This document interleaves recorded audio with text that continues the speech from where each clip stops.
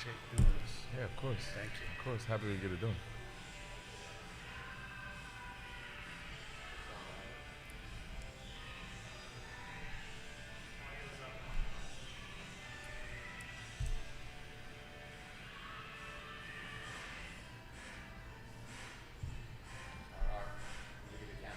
Yep.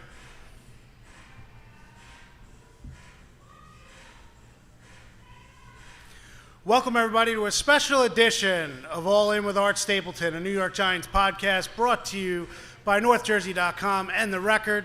I'm your host, Art Stapleton, and we are live here in the West Mezzanine Club at MetLife Stadium. And right off the top, as promised, my guy, I've known him since he's 15 years old. True. Number 80 in your playbook and your hearts, Victor Cruz. Vic, thanks for joining me. Appreciate it. My pleasure, man. Always a pleasure to join you, Art. So, 100th season, when you think about growing up in this area, 15 miles down the road, and what the New York Giants represent, I won't get into who you rooted for when you were a kid, and I won't mention who I did either, but what does this mean to you, this kind of weekend? You've been around a lot of special events for the New York Giants. What does this mean for Victor Cruz and for the guys you played with? You could just tell it's a different level, right? Like, it's a different sense of character, it's a different sense of just this organization and what they've been through and being part of that fabric. You know, it's 100 years now, and everybody had their part to play, right? I played here 8 years. Everyone had their moments to be part of this historic organization, and it just comes together. You know, as a kid, you're growing up, you see the Giants, you understand that they're a high-character organization. They carry themselves a certain way. They draft certain types of players. They hold themselves to a higher standard. And as a player, you feel all of those same things, and even on a higher level, because now you have the responsibility of keeping that character and being part of that story. So 100 years, man, it's incredible. I was with John Mara in the ownership this morning, ringing the bell down at NASDAQ at the New York Stock Exchange. Like, cool. Very cool moment. Just another piece of history that I'm a part of with this organization, and I wouldn't want to be anywhere else. Now, you say they drafted all these players. You know, slide that in that, there are also players that came here that were undrafted that maybe they had to, convince this organization to keep. When you think of your legacy and being here from 2010 to 2016 and what you were able to accomplish, I look at it as it was almost like a lightning bolt, what you were able to do here. And people almost think you were here longer than you actually were. Yep.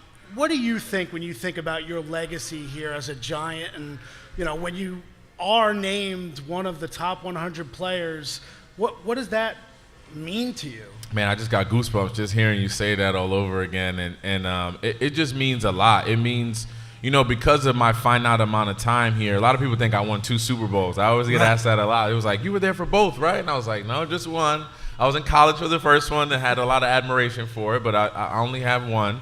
But I think my journey is just so unique, right? Like, the way I came into the league, the way I made a splash early on, making the team, winning in my second year into a Super Bowl, like, every step of the way was just like a journey. Even the injuries, right? Like, that's all part of the journey for me to experience the highest of it, right, and then experience the low and have all of that in my arsenal as a person to give back now, whether it's winning a Super Bowl and having those conversations on what it takes to get there, and mentally what it's like going through injury and fighting back and coming back to a team through that as well. Like, I don't think any of it was an accident. I think I was supposed to experience everything that I have, and so I can come out the other end and be a person of, I like to say high character, and give those stories and give those tidbits back to players. Now, you were obviously at the Legends event at Madison Square Garden at the theater back in June, and to be on that stage for Victor Cruz, a kid from Patterson who grew up in this area, and I think it's because people heard your story so much that they almost have a different feel for your story, and they don't appreciate the underdog status that you had. But you were on the stage, and you were chosen to be there by ownership and people who know this organization well, and you're on the stage with Lawrence Taylor and Eli Manning and Phil Simms and Carl Banks and on and on and on. When you come to an event like this tonight, you obviously see guys that are your peers, colleagues, friends, but what does it mean to you to look out there and see guys that you would consider legends, and now Victor Cruz is considered in that group? Yeah, it's a tremendous experience, a tremendous honor. I just remember being on the stage and just looking around like, wow, I'm really amongst like real greatness and amongst guys that I'm watched on television, admired from afar, and not only am I sitting around them, but I can call them. I can have conversations with them. I just ran into Lawrence Taylor in Florida at a golf course, and I'm like, you live here? You play here? He was like, oh, yeah, I'm an honorary member here. And I'm like, of course you are. First of all, of course you're an honorary member. But, like, just things like that, being able to have those guys as numbers and being able to have those conversations.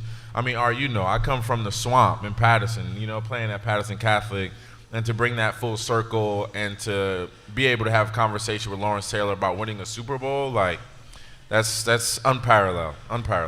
So let's talk a little bit about this season. I mean, you're obviously still involved. You're here. You're around. And I remember talking to you a couple weeks back just about Malik Neighbors, and everybody wants to talk about that young receiver who comes along. And, you have a special experience because when you came here, you didn't have those expectations as a rookie, even though the Jets game in the preseason and everybody knew what happened. But you saw, you were here when Odell came here and the idea of what it was like being a young receiver. What is Malik Neighbors now, 48 hours away from playing his first NFL game? Speak from your experience. What's he going through? What's he facing? And can you even think of the type of expectations that he's facing compared to what you faced, what Odell faced?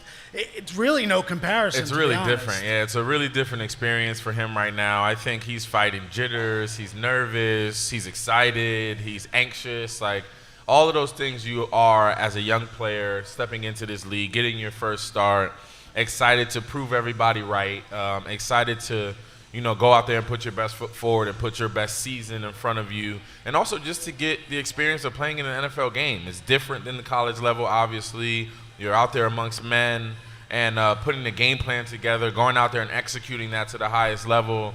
It's just such a different experience. And I can't imagine, I mean, they unretired a number for this kid. Like, that's a different type of, expectation for a wide receiver coming in his rookie season. So I'm excited to see him. I'm excited to see him perform. And I just hope that he's, like, excited but staying calm and understanding that it's also just one game. Take it 1 week at a time, one play at a time, one catch at a time, and let the legacy unfold itself. Don't try to force it. And you talk about forcing a legacy and the idea of it's only one game. I remember sitting at my dining room table the week after week one of your first season in 2011, and you telling me, Art, they're hitting me up where's Victor Cruz? What happened to you?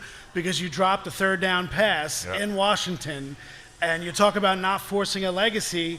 They end up bringing in a receiver to replace you in week 2. People forget that. You talk about a story that unfolds, and then obviously week 3 in Philadelphia, the dance, the touchdown, dominating the dream team, and away we go. So everybody writes their own story, but Neighbors has a little different story because people want to point to Odell. When Odell was a rookie, he couldn't get on the field. I mean, he had the hamstring. We all remember how difficult it was. Obviously that turned out to be a really bad season for you as well. Yeah. I hate to bring that up, It's but all good. just the idea, this guy's coming from jump. The idea, we watched him all summer and he did what he did. You've obviously watched now. You're a college football analyst for TNT Sports. Yeah. That's an awesome thing. Thank you. We can get to that a little bit. But just the idea of you've watched him play. What are your impressions of Malik Neighbors, the player? You've seen him in person. You've watched him on tape. What do you think he brings to the NFL? I think he brings a tremendous amount of tenacity to the sport, to his position specifically. I think he can run any route in the book. I think he's got all the tools. And most importantly, he has this like chip on his shoulder mentality. He goes up and get the ball with extreme passion and tenacity when it's up in the air. When the ball's in his air going towards him, it's either his or no one's. Like, that's the attitude you have to have as a receiver. That's the attitude you have to be a player in this league on offense. And I think he has all of those things. I mean, watching those joint practices was probably the biggest litmus test, right, prior to the preseason games. But those joint practices are like, especially given the makeup of training camp nowadays, is not as long or as taxing as it used to be. You have to have those joint practices to kind of see where your team is and how they stack up against other players and other teams out there in the league. So to see those joint practices, to see him go out there and take advantage of those practices, make plays, line up against guys, show that to now. I wish they weren't fighting as much as they do. But, again, I get it. It's that battle. It happens. But I think proving himself on those grounds assured himself that he belongs. Like, I can play at this level. I can make plays here. I'm getting more and more comfortable with each and every practice, which you can tell. And now I know he's excited for game day, and for now they actually count for him to go out there and put his best foot forward. Now, you don't want those fighting, but I think everybody remembers back in 2011, the NFC Championship game, when a certain defensive back from the 49ers during the regular season kind of stole your dance, and somebody wanted to make sure that he remembered your name in the first half against San Francisco. Out of all the games you played, I know the Super Bowl is the Super Bowl. Is that one game that you think if you can go back and play one game again and let it play out the way it did, it would be that one? Yeah, that one. And not to do anything different. I want it to play out the same exact way. I just want to relive those moments again. And, yeah, I think it was one of those things where not often do you get the opportunity, right, to play a team in the regular season, a team that had their successes against us, and individually myself and Carlos had our successes, had our battles within each other, and then you get the opportunity to play them again for all, when it matters, for a trip to the Super Bowl. Like, that's what you want as a player. I mean, I'm getting goosebumps just talking about it. Like, that's what you want to have. That's the story. That's what builds legacies. Those are the things that happen. And then shout out to Eli, because I think he felt that too. And I think they just hit him again. I remember cleaning grass off his helmet again, like 100 times throughout the game, but he kept picking himself up and kept making play after play. And I think Eli knew how much I wanted this one too, specifically in my matchup. And that's why he kept coming to me over and over and over again. And thankfully we came out victorious in that one and punched our ticket to the bowl. Can you believe it was 13 years ago? Crazy. I mean, we talk about 100 years feel of the old, Giants. Art. Don't make me feel old already in here, yeah, okay? I covered you when you were 15. Who feels old now? That's true, too. We thought of you. Everybody thought of you the other day. I was actually with Malik Neighbors at his locker, and Isaiah Simmons kind of busted in on our Q&A. You can go to northjersey.com and check that out. But Simmons asked Neighbors, what do you want to do if you get a first down or you score a touchdown? I don't know if you saw it. Did you see it? No, I didn't see this. All right, well, coming for the Cruz. He wants to go leak. He wants the crowd to do leak. I love that. So do you love it? Is it too much too soon? Do you like the fact I love it. I think the beauty of it is, like, the fans are going to do it themselves. Like, they're always going to find a way to root you on. Whatever they yell, if it's a chant or whatever it may be, they're going to find a way to support you and rally behind you every step of the way. So if he wants guys to do league, he wants to promote that, I'm all for it. But the fans, I mean, there's no better fans, in my opinion, than the New York Football Giant fans out there in this tri-state area, all over the world, honestly. I go everywhere. I travel a bunch, and there's Giant fans all over the place. And they'll create a moniker for him soon enough. All it takes is a couple touchdowns, a couple first downs out there. In the first quarter on Sunday, right? Exactly. Obviously, you coming here means a lot to me, means a lot to the show, means a lot to all the Giants fans here watching in the Mezzanine Club. What up? Victor Cruz being here. If you're here, come down. We're recording live tonight, streaming, and you'll be able to watch and listen to this podcast. Just a couple more things. I know you got to get going. Busy night for you. One, before we get into something else that I thought of, I want you to talk about your new role, TNT Sports, and you're back in the analysis business. You're jumping in media again. I mean, I'm not coming for you, Art. I promise. Your job is safe. Okay. Yeah, all right, that's good. Thank you for that. But tell me about your role, what you enjoy about last week, and what are some of the teams that you're watching? Yeah, so I'm a member of the TNT Sports family now. We're covering the Mountain West Conference, and TNT hasn't gotten into sports since I think 1991, into the college ranks specifically. So now they're back in the college game. It's myself, Takeo Spikes, Champ Bailey, and Adam Lefkoe is the host. So it's fun, man. I think the biggest thing is that, it's about us telling our stories and giving our the game from our point of view and different stories that we have from that, as well as getting to know the Mountain West Conference, us getting to know the players and the players getting to know us. It was very cool because Nick Nash, a player from Sacramento State, San Diego State rather, he was our player of the game. After the game, he did an interview, and Adam says, "You got any touchdown dances? You got any dances you want to show Victor Cruz?" And he starts doing the salsa in the post-game show. Nice. I was like, this is incredible. So just moments like that. That's why I get into this space, so that people can have a liking to me and people that have watched me, and then I can kind of give it back to them and provide gems and just give them kind of my purview in the game from my perspective, which I think is a unique perspective. So any chance I get to do that is a beautiful thing. So tune in every Saturday nights. Saturday afternoon, Saturday nights. We got a doubleheader tomorrow. I'll be flying out there tomorrow bright and early to get to work. So every Saturday you can tune into us on True TV. Awesome. When you told me a story in the spring, and then I want to just have a little fun with you, and then you can bolt. You told me in the spring about a restaurant you were in Summit. Okay. Yep. And it happens to you all over New Jersey and anywhere you go.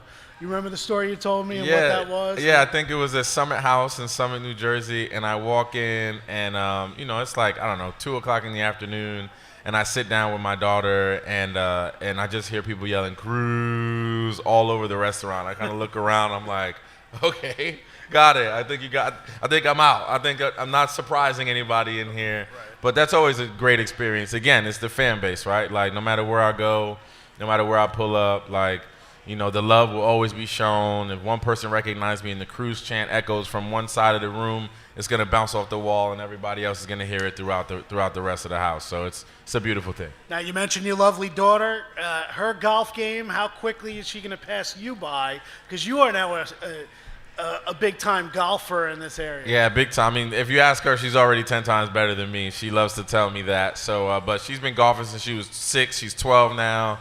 We moved down to Boca Raton, and she's golfing 3 days a week, golf coach, the whole thing. So I'm just excited. I told her daddy ain't got no money for college, so she's got to get a scholarship. But she's well on her way. She has the temperament and the mindset for it. So I'm just excited to facilitate her dream and just to see how far she takes it. That's awesome. Kennedy Cruz, she's going to be on a golf course near you. And, yeah, look out for her. Yeah, maybe she can come on the Giants podcast. She would love to. She would love to.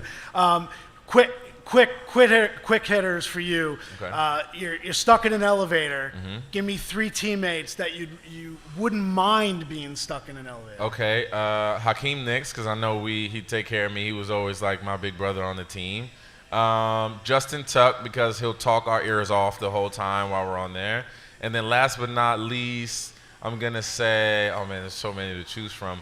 But I'm going to say Eli, because Eli is just Eli, and he'll pull some prank on the elevator that will probably catch us all by surprise and probably be begging to get us off the elevator immediately. Funniest teammate you've ever had? Funniest teammate I've ever had, Prince Amukamara, for all the wrong reasons. That's pretty good. I got a good Prince story, but I won't tell it now. Yeah. Final thing, if there's one thing that people don't know about Victor Cruz, what is it? We know so much about Victor Cruz. I know. My whole life's out there. Right the one thing that you may not know about me is that, what is it? Let's see. I think is that I'm equally as addicted to golf as I am football when I was 12-year-old me is like 37-year-old me now. Football when I was 12 and golf now when I'm 37. So I'm addicted. It's almost a problem, but here we are. Victor Cruz, everybody here on All In Podcast. Thank you very much. Before my wife will kill me if I don't take a selfie with Victor, since you and I have one through the whole years. Gotta add it to the collection. That's right. Last one I think we got was when you were wearing an Eli jersey back in the what year was that? I don't even know what year. And just so you guys know, Art did my very first spread in the record. What was it? Cruise Control was the name. I was a 16-year-old kid in high school. Cruise Control is the first guy to coin Cruise Control and put me in a full spread in the sports space. So, Art, I just want to thank you and commend you for your years of just coverage. You're always brilliant. You never really pick. You're never biased. You always tell it like it is, and I just appreciate you for that, man. Really. I appreciate Vic, and we're both UMass guys. So. And UMass, of course. Come on. Can't forget that. All right, let's get this selfie on. I got it. You tell me. Yeah, Bingo. Awesome. Bingo. Victor Cruz, everybody, another round of applause. Vic, thanks, man. Appreciate it. All right. All right, thanks, Vic. Thanks to Vic for stopping by. Obviously, the crowd is going to attack him now, so we're going to move on to our next guest. We want to bring in Adrianna Iaffola, who does her own podcast, New York Giants, on Instagram, and you're big on the IG, Adrianna, and I always pronounce your name wrong, so I apologize. Tell me, is it Adrianna, like Sopranos, or Adrianna? It's Adrianna. Adrianna, see? But I go by anything because for my entire life, 99% of people have never pronounced it right the first time. In school, I'd get called like Adrian, Andrea, all Nice. sorts of different stuff. So I'm just like, oh, it must be me, okay. That's awesome. Well, listen, I'm so glad you can come by. I know it's a hard act to follow, but we'll talk more about the season. And, Vic, obviously, here with the fans, it's pretty crazy what he's doing for everybody here. So, again, there's nobody better than Victor Cruz. So I always appreciate him. Thank you for the kind words. But let's talk Giants season and what you're thinking in terms of this team, where they're at, and what are your expectations? I'm trying to go in with lower expectations this year because last year I went in with really high expectations. I thought they were going to go 11-6. I was feeling really good. And then, week one got poured on, shut out, injuries left and right. And after that, I was like, okay, maybe I'll take it down a notch. So this year I am optimistic. I always say I'm optimistic until they prove to me that I shouldn't be anymore because, injuries and all sorts of stuff happen. So I feel like the talent level on the roster this year is better at this point than it was last year. Yep. So I feel like overall they're a better team. I'm excited about Dable calling plays. I feel like, Bowen is a good option at DC. And, when you look at guys like Burns and we have an upgraded offensive line, Neighbors, like you see these different pieces, I feel like it's hard not to be excited about them, at least a little bit. Yeah, no, I agree with you. I think at this point, last year kind of casts the shadow on this year because everybody was so excited coming off the playoffs, maybe a little bit too excited off of what they did in 2022. And then, like you said, right off the bat, that quick start, and then maybe this second half in Arizona kind of got people to say, okay, well, maybe the first week was just a blip. Yeah. And then obviously everybody gets hurt. What's your biggest concern about this team, do you think? The secondary, probably. I mean, I feel a little bit better that Adoree Jackson is back, but I just think there's a lot of question marks surrounding it. We saw good play out of Tay Banks last year, but I think we all expect in year two for him to take it up a notch, but until we see it, how much further is he going to improve? Then you've got Adoree, we don't know how much playing time he's going to get, and if he doesn't play, then you've got Cordell Flott or Nick McLeod on the outside who, are okay. Right. But them going against Addison and Jefferson, I don't really feel amazing about either one of them covering him. And then, well, who does, right? Yeah. Who does? I mean, that's also, and not to interrupt you, but it is kind of funny that the idea, we look at all these great receivers.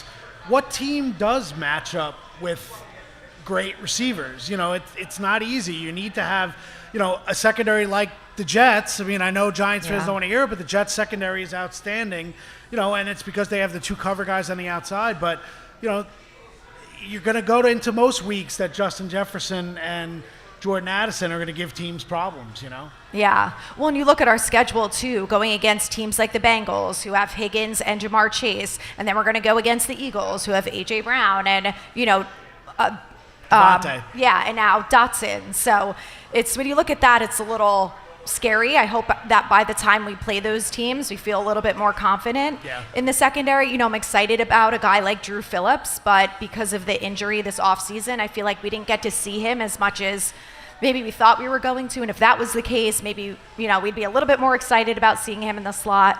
But, I think it's just the question marks surrounding the secondary. Yeah, Giants are very excited about Drew Phillips in the nickel. I mean, going back to the Senior Bowl, I know some of the coaches were out there and they watched him and they loved watching him in practice, the way he competed. I think, I think they like him in that position. Like you said, he's a rookie. He's going to go through his ups and downs. It'll be interesting to see how teams try to attack them too. And I think the defensive front is going to be something that we all talk about all the time, but just the idea that, you're looking at Brian Burns and Dexter Lawrence and Kayvon Thibodeau. It'll be interesting to see how things play out. Can the front get there before teams can attack downfield? And I think that's the big question mark too. Yeah, and having someone like Burns, knowing what we have in Dexter, I feel like Kayvon is going to be a guy that we're going to see take it up a notch this year too. So in theory, it's all there, but until we really see it. And again, we can't rely on the front four to get there every single time. So you know that realistically that's not going to happen. So, how often are our corners going to be left on an island and be able to stack up one-on-one and do well? Yeah, and that's what's funny is that for all the talk, and it is all about the cornerbacks, right? It's all about the secondary. People are worried about the secondary. People are worried about the quarterback. There are people who are worried about the quarterback. I don't know if you've heard his name, Daniel Jones, once or twice. But what's interesting, and I use that word again, going into the season, if you were to tell me that Giants fans probably would list, if they list their concerns, the offensive line is probably 5th or 6th or 7th in terms of concerns. And I think that is a new development for this franchise. But I do think that if they can get the offensive line to stay healthy and continue to do what they're doing, they might have a foundation on offense that you look at and you say, you know what, for all the years and all the angst about the offensive line, if they're just mid in the league, the middle of the league, this offense can do some damage. Yeah, well, and I had this conversation the other day too. I was like, this is so pathetic, but my expectations for the offensive line are so low. Like, I just expect them to be a little bit better than last year, which they were historically bad last year. So if they can't be even 50% better, we have an issue. But I just feel like the talent is there, the veteran support is there. For the first time ever, it seems like not a single one of them is on the injury list after half of them were on it this spring, summer. So I think it is nice to feel optimistic about them for the first time in a long time. Every player that's here tonight at the Giants FanFest for the top 100 will constantly tell you Ronnie Barnes should be near the top of the top 100 in this franchise. Now, with the fans over the last 15 years, with all the injuries, everyone looks at Ronnie Barnes and says, well, we're firing coaches, we're firing general managers.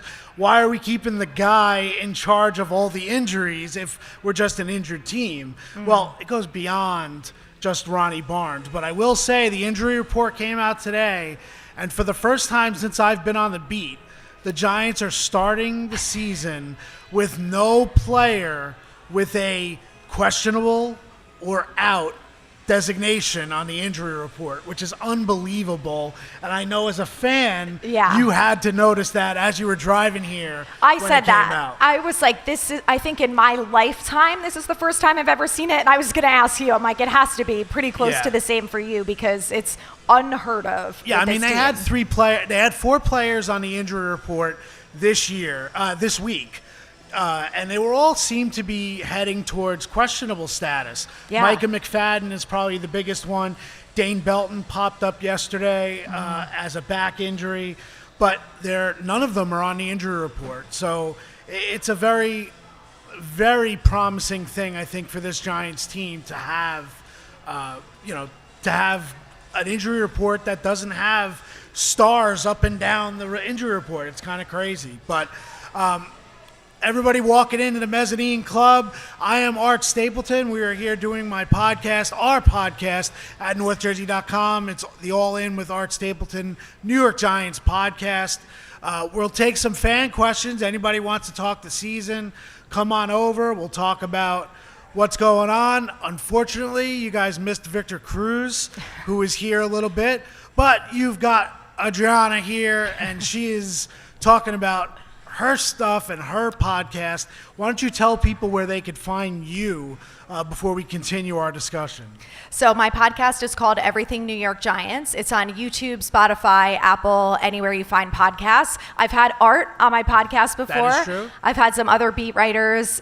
Recently, I had on Talking Giants, so I've had some other creators. And then about a year or so ago, I had on Greeny from ESPN, which was great. Had on Howard Cross, so it was fun to talk Giants football with him. So it's just been fun to talk to other, diehard Giants fans, people who are really invested in the team and the past and then the future of the organization. I think you do a great job, and what you've been able to do is you've built your podcast from the ground up without any backing and, without anything you're looking to behind a media company. I mean, we're fortunate. We have NorthJersey.com and The Record, so we have our branding. I think what you've done has been really great as a content creator to build your own brand and what you've been able to get going here. So I commend you for that and what you've been able to do to that point. You were also on with Justin Pugh, weren't you? Yes. Justin Pugh has done a great job. Obviously, Giants fans know who Justin Pugh is.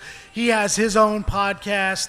And he's been going around the league and getting content creators from each team and bringing them on. And I think you were on with Joe Ruback, license plate guy, and Bobby Skinner of Talking Giants, right? I saw that pop today. I didn't have a chance to watch it. What is the experience for you in the fan community? Because you're obviously a fan, and people, I think, kind of get caught up in the idea of, well, you're media and you're a fan and you're a content creator, when it's really a community of a lot of different people.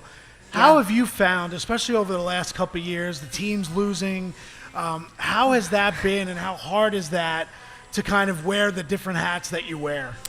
It's hard because I almost feel like I'm damned if I do and damned if I don't. Like, if Jones, the second half of the Cardinals game, Jones had a great second half and he did well and we came out with the win. Oh, but he's not our future quarterback. We're going to draft a quarterback. Right. I'm like, okay, but what do you want me to say? Do you want me to say he's the worst quarterback ever? He came back and won the game. Like, it's just, I feel like I can't win with people, and I'm sure that could be said for, all sorts of different things, but I always say that the reason I'm so much more active on Instagram versus Twitter is because Twitter is so toxic. No one ever has a nice thing to say. So I found with Instagram that the fan base is a little bit more kind of in the middle, where they can say, it would have been nice if we got Drake May in the draft, but Daniel Jones now has a better offensive line. He's got neighbors and, he's got a good running back room. So let's see what he can do. But it's tough. There's a lot of negativity, especially after what happened last year. And what I find so bizarre is that we only won 6 games last year. We were 3 plays away from winning 9 games with our third string quarterback. And then I see these things come out like, oh, the Giants are going to win 3 games this year. I'm like, can we just have like the slightest bit of optimism? Like, we have a better roster. I understand the concerns and I think they're valid, but acting like this team is going to take a wild regression from last year when we had third string quarterback, third string offensive lineman, and we're pretty much a disaster across the board is kind of insane. Yeah, it's crazy. All right, guys, you're watching the show. We're doing a podcast live. You have any questions? Here, let's throw out, come on, Adrianna, throw out here, take some footballs. It's our podcast. You can find it on all podcasts, YouTube, nice, watch us.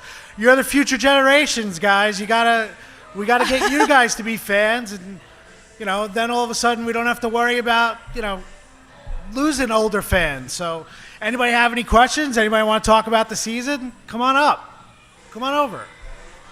What do we got?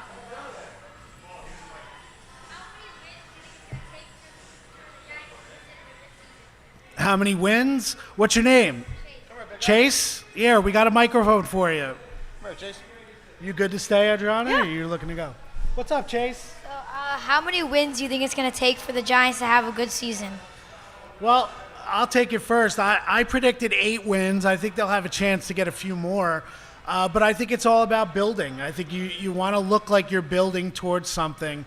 Last year felt like you were just kind of surviving. I don't know if you felt the same way. So I think 8 wins with an opportunity to get out of the gates early. Mm-hmm. Got to win on Sunday. Yeah. Got to go down to Washington and win. and then you feel good about yourself moving next up. What do you think, Adrianna? Yeah, I think 9 or 10. I just feel like last year they got 6 wins. They were 3 plays and this close away to winning 9 games. That I feel like this year, with better talent, they got to go 2-0. They can win 9 games if everyone's healthy. I think that's the biggest caveat out of anything. If most of the starters are healthy, they have to win 9 games. What do you think, Chase? What's your pick? I'm thinking 8 or 9, maybe, because if we're able to win 8 or 9, maybe we'll get a lot more fans, more money to sign better players and get better draft picks for next season. Maybe have a little bit of better record chance for the playoffs. That's awesome. That's awesome. the way you Thanks think. for coming on. We got a couple other buddies coming in. Chase, you can pass it off. What's your name, bud? My name is Zach. Hi, Zach. If Daniel Jones doesn't work out this season, what do you think that the Giants are going to do in the future with him? Oh, that's a loaded question. You're coming firing, huh? I think they'll consider the draft and where they are. That'll have a lot to do with placement, as we saw this year. They probably won 2 or 3 more games that, had they not won those games, they would have been in a position to get a Drake May or a Jaden Daniels. I think you're going to hear a lot of names in free agency, maybe a Kirk Cousins in Atlanta if Michael Penix takes over there at some point. And I think you're going to hear a name. You might not want to hear it. No, don't say it. I'm going to say it.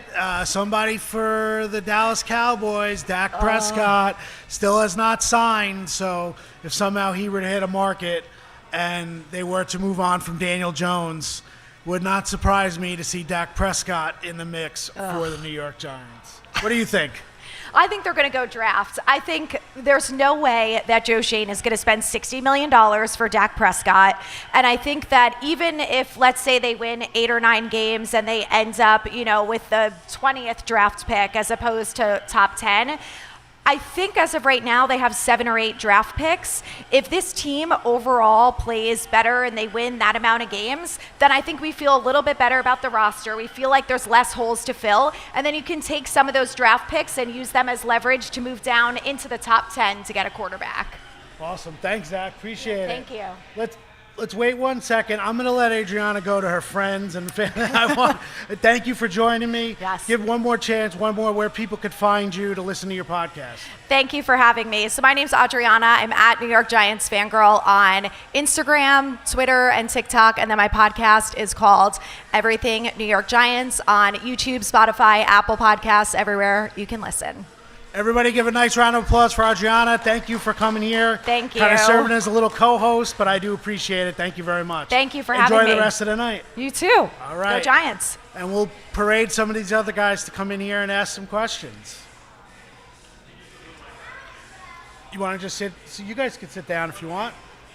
Grab a seat. Go ahead. What's your name? I'm Ari. I'm Ari, and What's up, Ari? my question is, who are, the top threats on, the Giants' offense that Daniel Jones can, find during the season? You've heard of Malik Neighbors, right? Yeah. Big on social media. You like following Malik Neighbors at all, or no? Yeah, I like Yeah. him, yeah. You like the number 1? You're running out and going to get a number 1 jersey, aren't you? Yeah. I think it's Malik Neighbors. I think it's Darius Slayton. I think Wan'Dale Robinson is going to have a very good year. I think he may lead the team in catches this year. And I think Jalen Hyatt will have a good year too. And I wouldn't forget about the running backs. How do you feel about Saquon Barkley leaving? Upset that he's going to be playing tonight in Philly? I mean, yeah.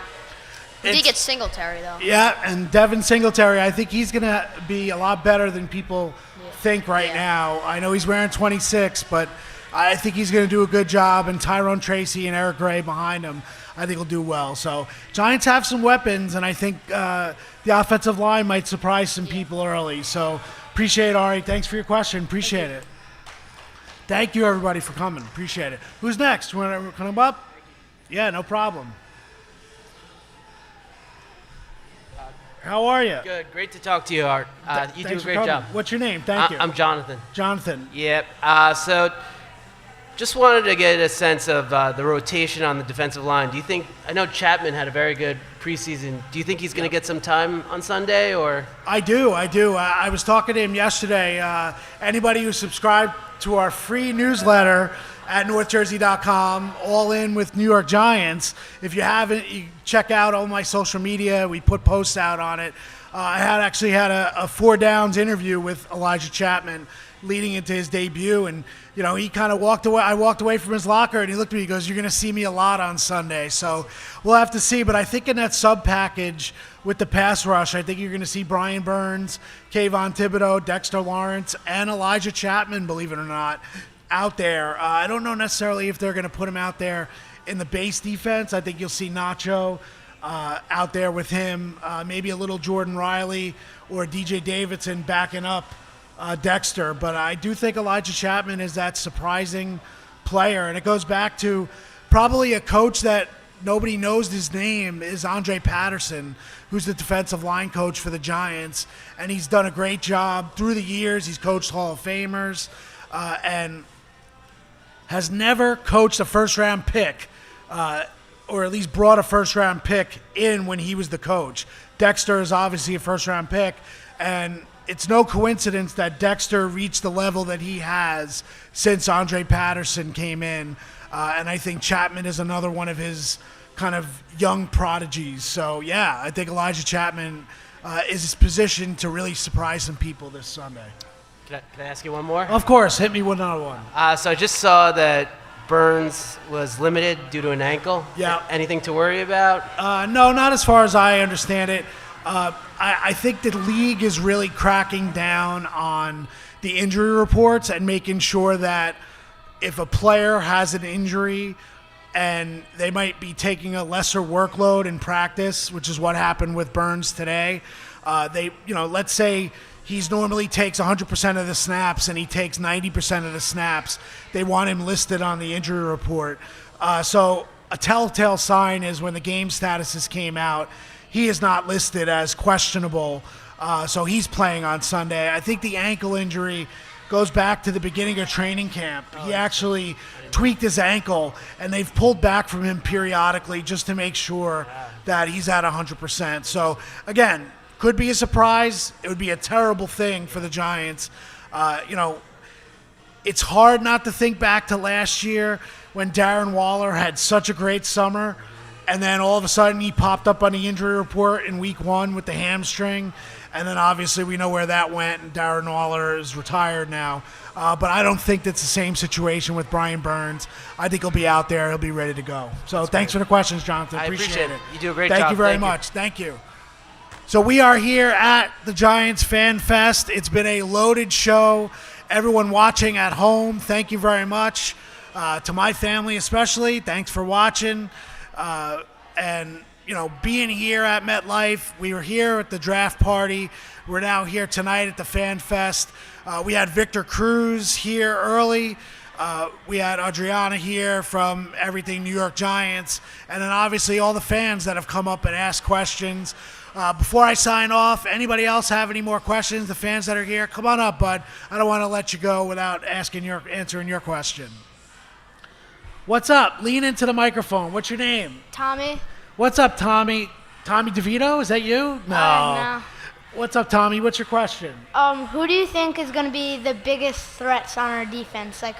Biggest threats on the defense. That's great. Were you working with the other guy who came up? Ari asked me biggest threats on offense. That was pretty good. Biggest threats on defense. Well, you got to mention Dexter, right? Yeah. You do the Dexter dance? You're out there doing Dexter dance? I have a jersey. Dexter jersey too. Nice. I think Dexter. I think Brian Burns. I don't think you should forget about Bobby Okereke. I think he's a weapon on this defense. Somebody I would watch.